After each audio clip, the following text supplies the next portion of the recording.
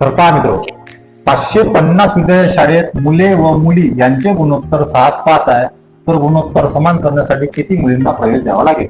आता ह्याचे आन्सर किती आहे? 6 आणि 5 11, 11 5 55 म्हणजे 50 आन्सर. आता कसं काढलं तर लक्ष द्या. तर मला काय करायला लागेल? पहिले 550 विद्यार्थी टोटल आहे.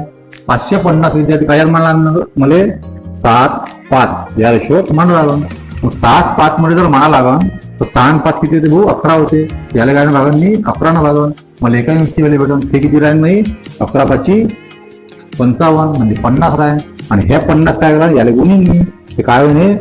50 × 6 म्हणजे किती झाले? 300.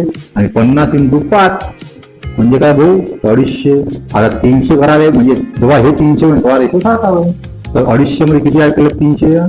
तर 50 ऍड केले 300. त्या आन्सर कोणता माझ्या बी. जर व्हिडिओ आवडला असेल चॅनल सबस्क्राईब करा, लाईक करा, शेअर करा.